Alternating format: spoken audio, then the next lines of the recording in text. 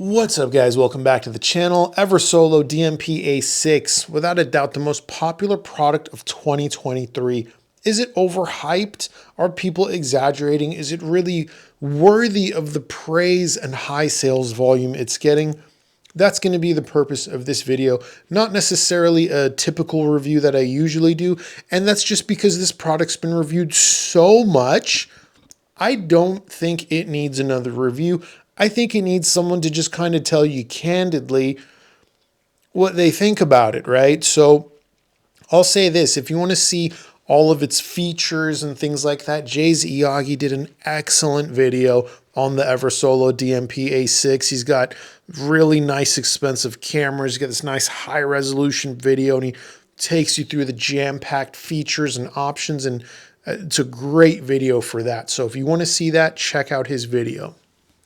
I'm not going to take you through all the different options, the cell phone app and all those things. I'm not here for that. I'm here to tell you what it sounds like and if I think it's any good or if I think it's overhyped, right?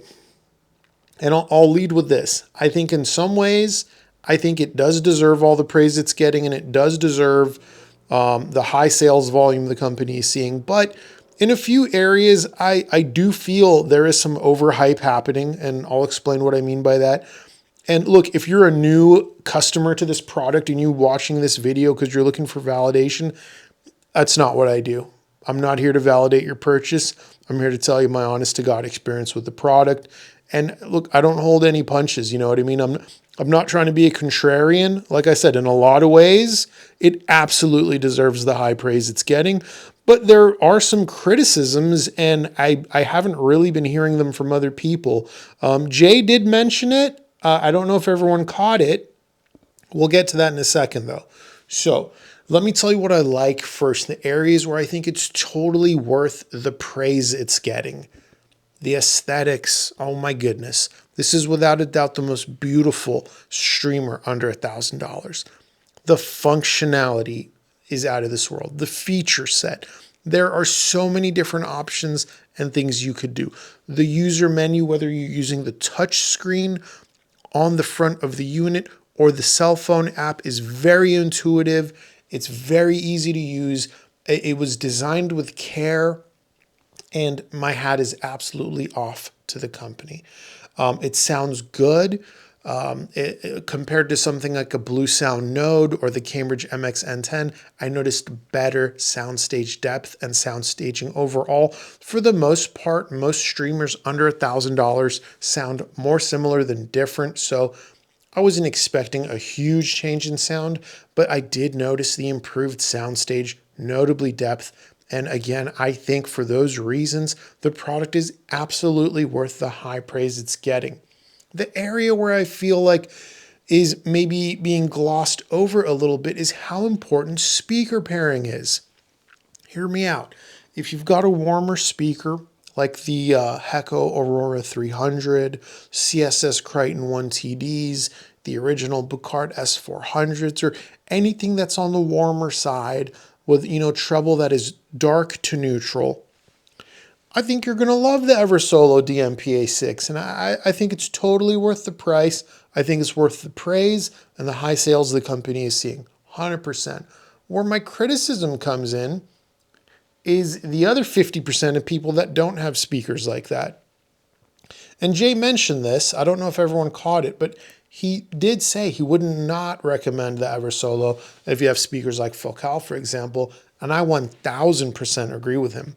If you're using speakers like Focal, Bowers & Wilkins, or Monacoustics, anything that's going to be more detail-oriented, anything that's going to be more revealing, and this is the key word, revealing, because the speaker can be neutral but very revealing, right? Has a lot of resolution. You're going to hear that the top frequencies are a little bit artificial. The streamer is not a good pairing for speakers like that. Like, a couple months ago, I saw someone comment on my channel. He said he had the Focal Canta #1s and the Eversolo, and I was like, oh man, that's a terrible combination. I didn't want to say anything. He had just bought it, and I had just got my review sample, so I was like, hey, these are just my super early impressions, so I didn't say anything to the dude. And if you're watching this video, man, I apologize, you know what I mean? I didn't say nothing, but like you had just bought it. I didn't want to like rain on your parade, you know what I mean? And my thoughts were still very early, but I've had the unit for a very long time, roughly about 4 months. And I've put it through its paces a ton. And this is just something I noticed. It is not a good streamer to pair with very resolving speakers or speakers with a lot of resolution in the high frequencies, whether they're neutral or energetic, honestly. Something like the Heko Salon Revolution 3, mostly neutral, ever so slightly forward side of neutral in the treble. I wouldn't call it bright really, but it is resolving enough to show you that the high frequencies of the Eversolo are simply not up to par in a lot of ways. They do sound a little artificial. You are going to get a little bit of digital glare, and it does sound a little bit homogenized in the higher frequencies. So again, look, it's really simple. You got speakers that aren't the most resolving, right? Or they're on the darker side of neutral. I think the Eversolo is worth every single good thing anyone has said about it. You got speakers that are more highly resolving.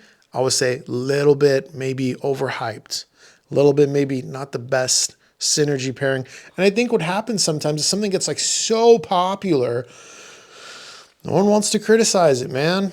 I don't know, you know, but look, I'll be honest. I haven't watched like everyone's review on it. Like I kind of just like reached the point where I'm just like I'm over it. You know what I mean? So like, this is just my experience. I'm not knocking it. I'm not trying to be a contrarian. I don't care. I don't have a dog in this fight. I got no skin in the game. I'm not paid to do this. I don't use affiliate links. My Discord is free.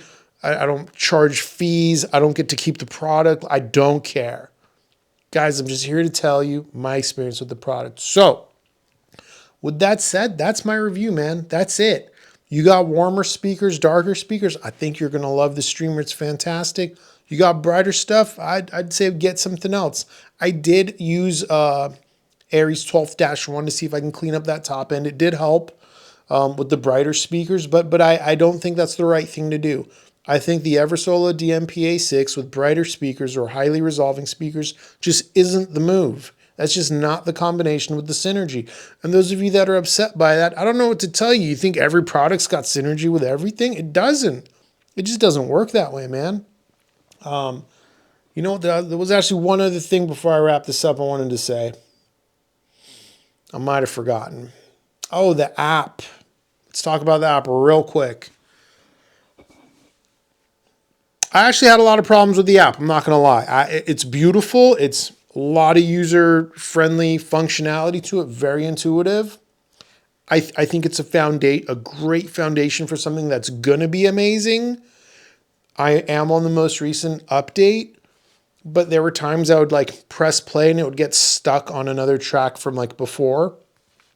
That happened quite a few times. It made me want to throw it against the wall. I've had this unit long enough that I went through like 3 different software updates. So I've tried a few different versions of the software. And for me, that kind of continued where it would just get like stuck on a song. And it would take like 60 seconds or 30 seconds to resolve that.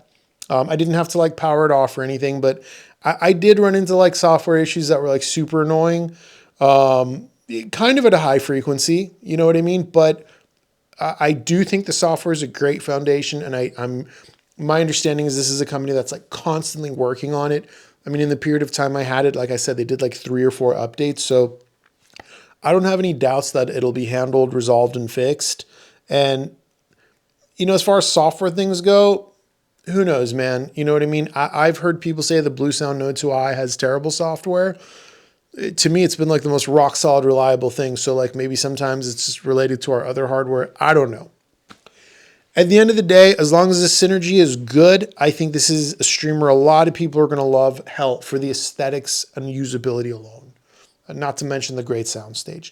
For the people that have anything brighter or more energetic, I think you should look elsewhere. It's just that simple. That's my review, guys. Let me know what you think in the comments below. Until next time, later.